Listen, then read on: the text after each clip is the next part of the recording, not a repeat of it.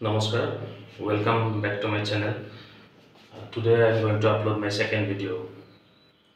Our second video to hobo whole circle bearing or last time I video to horizontal quadrantal bearing or our as video to hobo whole circle bearing. Whole circle bearing or short form of the WCB. Whole circle bearing at a suppose it was a circle to center. এই গোটেই এংগলটো আমি ধৰি লওঁ এই গোটেই এংগলটো কিমান 360 degree এই গোটেই এংগলটো ধৰৰ কাৰণে গোটেই সাৰ্কেলটো ধৰৰ কাৰণে আমি হোল সাৰ্কেল বিয়াৰিং বুলি কওঁ আৰু হোল সাৰ্কেল বিয়াৰিঙৰ কনসেপ্টটো একেবাৰে ইজি হয় কোৱাড্ৰেন্টাল বিয়াৰিঙত আমি যেনেকৈ প্ৰতিটো কোৱাড্ৰেন্টতে ক্লকৱাইজ কৰিছিলো এন্টি ক্লকৱাইজ কৰিছিলো আৰু ডাইৰেকচনটো মেনচন কৰিছিলো ইয়াতে হোল সাৰ্কেল বিয়াৰিঙৰ কনসেপ্টটো একেবাৰে ইজি আমি জাস্ট নৰ্থ ডাইৰেকচনৰ পৰা ল'ব লাগে লাইনটো যেটো কোৱাড্ৰেন্টতে নাথাকক কিয় আমি এটো মেটাৰ নকৰে আমি জাস্ট নৰ্থৰ পৰা তাৰ এংগলটো ল'লে হ'ল নৰ্মেল আমি এংগল যেনেকৈ লওঁ এতিয়া আপোনালোকক দেখাই আছো কোৱাড্ৰেন্ট কেইটা আঁকি পিনে এটো ইষ্ট ডাইৰেকচন এটো ওয়েস্ট এটো নৰ্থ আৰু এটো সাউথ লাইনডাল আমি কোৱাড্ৰেন্টাল বিয়াৰিঙত কি আছিল এটো ফাৰ্স্ট কোৱাড্ৰেন্টত থাকিলে এন্টি ক্লকৱাইজ কৰিছিল সেকেন্ড কোৱাড্ৰেন্টত থাকিলে এন্টি ক্লকৱাইজ কৰিছিল সাউথৰ পৰা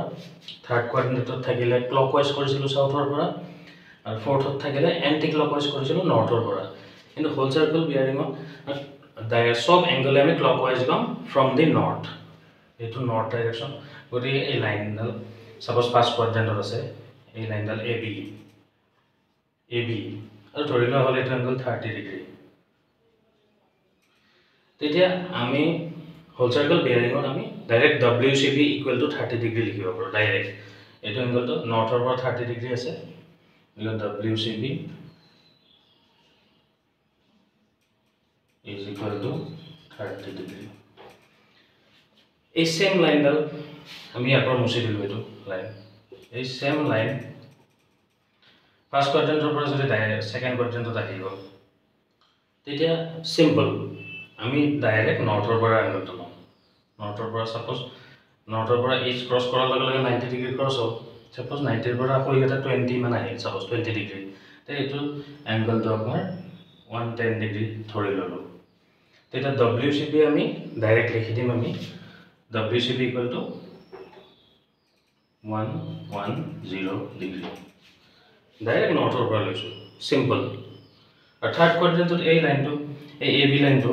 আকৌ মুছি দিলো ইয়াৰ পৰা থাৰ্ড কোৱাড্ৰেন্টৰ পৰা সেকেন্ড কোৱাড্ৰেন্টৰ পৰা ডাইৰেক্ট থাৰ্ড কোৱাড্ৰেন্টত আহিল তেতিয়া ডাইৰেক্ট নৰ্থৰ পৰা আমি মেজাৰমেন্ট লম এই AB লাইনটো থাৰ্ড কোৱাড্ৰেন্টত আহিল এটা 180 ডিগ্ৰী ক্ৰস হ'ল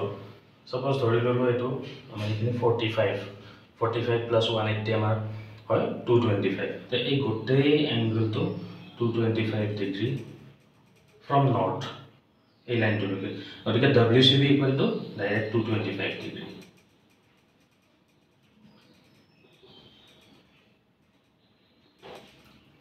সেম কনসেপ্ট ফৰ্থটো ফাৰ্স্ট সেকেন্ড থাৰ্ড থাৰ্ডৰ পৰা AB লাইনটো আমি ডাইৰেক্ট যদি মুছি দিলো মুছি দি AB লাইনটো আমি ইয়াতে ফৰ্থ কোৱাড্ৰেন্টত ৰাখিলো তো A এটো B আকৌ আমি সেম কনসেপ্ট নৰ্থৰ পৰাই আমি গোটেই এংগলটো লম নৰ্থৰ পৰা ইষ্টলৈকে 90 ইষ্টৰ পৰা আকৌ সাউথলৈকে 90 প্লাস 90 180 পৰা আকৌ ওয়েষ্টলৈকে